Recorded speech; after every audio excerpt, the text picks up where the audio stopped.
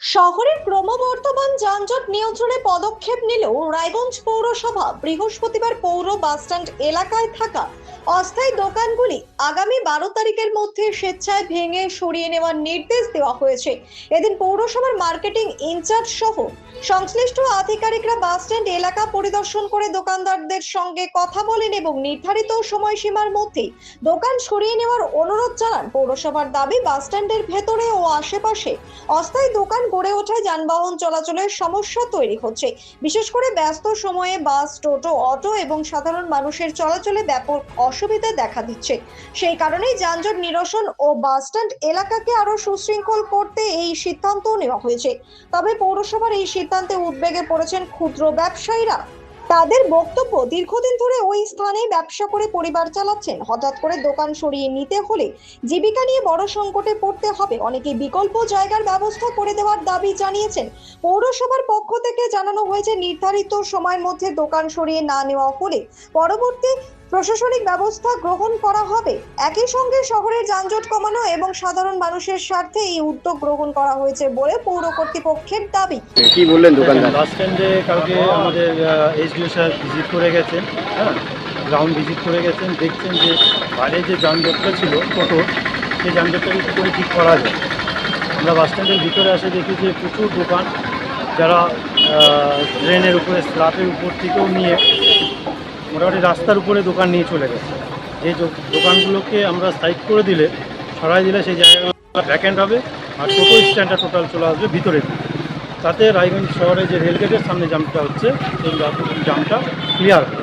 দোকানদাররা সরাই নেবে, যেহেতু সব দোকানদাররা তো আনলিগালভাবেই বসে আছে এখানে, তারা সরাই নেবে বলছে। এই বিকল্প ব্যবস্থা অবশ্যই পৌরসভা দেখবে, তাদেরকে কোথায় বসানো যায় সেটা পরে এসডিও স্যার চিন্তা ভাবনা করবে। পৌরসভা তাদের পাশে আছে, দেখবে। বললো যে 12 তারিখের মধ্যে উঠায় নিতে। তা আমি একটা বিধবা মানুষ, আমি কী করে খাবো, এটাই বলছি। আর কিছু তো বলার চান্সই দিল না, তো কী বলবো। অনেক অসুবিধা, খাওয়া দাওয়া, এটা ওটা, কিস্তি। আমরা তো বন্ধন নিয়ে মেয়েকে বিয়ে দিছি, এত টাকা লোন চালাই, এগুলো দিব কোথার থেকে বলেন। তো আমার এটুকু দোকানের উপরেই নিয়ে বিয়ে দিছি, আর কি বলবো। ঋণ আছে না, 4.5 লাখ টাকা ঋণ আছে, ওই টাকা এখনও শোধ হয়নি। অল্প অল্প করে দিচ্ছি লোককে। এই 15,000 টাকা কিস্তি ছাড়া কয় টাকা কামাই হয়। ওই খায় দেয়, আমি তো কোনো দিন দোকান বন্ধ রাখি না, আমার রেগুলারই চলে। যাই হোক 200-500 টাকা যাওয়া হয়, এটুকু 100-150 টাকা যাওয়া বাঁচে। তার কী করবো, যদি কেউ করে দিতে, আর কী বলবো। কিন্তু নিজেই রাস্তা খুঁজে পাচ্ছি না, জানি কি। গতকাল আমাদের রায়গঞ্জের মাননীয় মহকুমা শাসক নিজে এসে সরজমিনে তদন্ত করে গেছেন। রায়গঞ্জের যে একটা যানজটের সমস্যা, সেটা রায়গঞ্জের চরম সমস্যা, জনসাধারণ চরম ভোগান্তির শিকার হয়।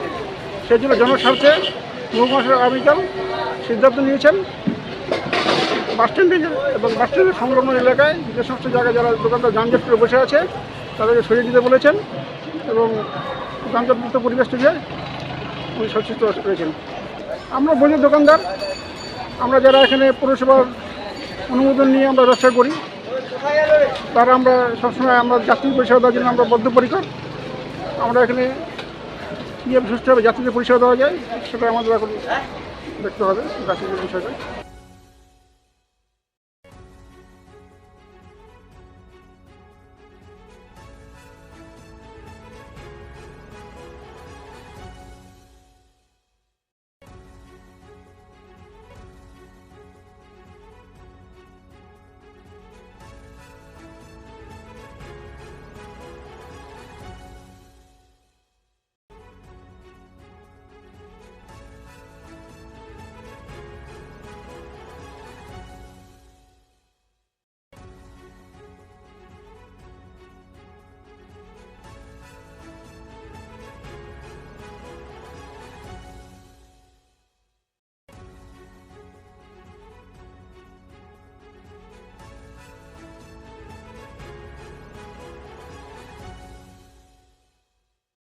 ছোট ছোট অনুভূতি, স্মৃতিগুলো থেকে যায় সব সময় আদরে। কুকু কুকু, কিরে হলো? আসছি। লকডাউন সময় তো হয়ে এলো। কিছু স্মৃতির ভাজেই তোলা থাকে শুভারম্ভে প্রাপ্তি। 50 বছরের অভিজ্ঞতায় অগ্নিশ্বর জুয়েলার্স, নিখুঁত গয়নার কারিগরি। Agnishwar jewellers, NS road, Raiganj. Wait. So this was your wedding look. Oh my god, Tammy, you look pretty. Dhaka থেকে যখন আইছিলাম এ হগল আমার মা আমারে পরাইয়া দিছিল। It's so authentic, Tammy. I will go for this look. But what about my goina? সাদা রঙের রুমালটিতে গোলাপি রঙের কাজ, সব মিলিয়ে দারুণ হবে নতুন কনের সাজ।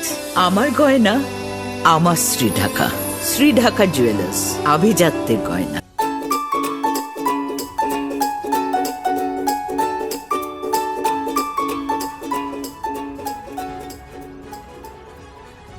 हमें अपनी बारीक कारीगरी से सजाने के लिए शुक्रिया।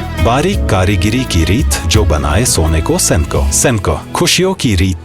আপনার জীবনের সমস্ত প্রতিকূল পরিস্থিতির অবসান ঘটাতে আজই আসুন স্বর্গীয় জ্যোতিষ গবেষক ও তন্ত্র সাধক অলোক কর্মকারের সুযোগ্য পুত্র ও একমাত্র শিষ্য সঞ্জয়ের কাছে, যিনি আসাম বঙ্গীয় জ্যোতিষ ও তন্ত্র সোসাইটি দ্বারা জ্যোতিষ রত্ন উপাধিতে সম্মানিত। তাই আজই আসুন বংশানুক্রমিক ও সুদক্ষ জ্যোতিষ প্রতিষ্ঠানে। আপনার পরিবারের সুস্বাস্থ্যের ঠিকানা স্পেকট্রাম হেলথকেয়ার ডায়াগনস্টিক্স।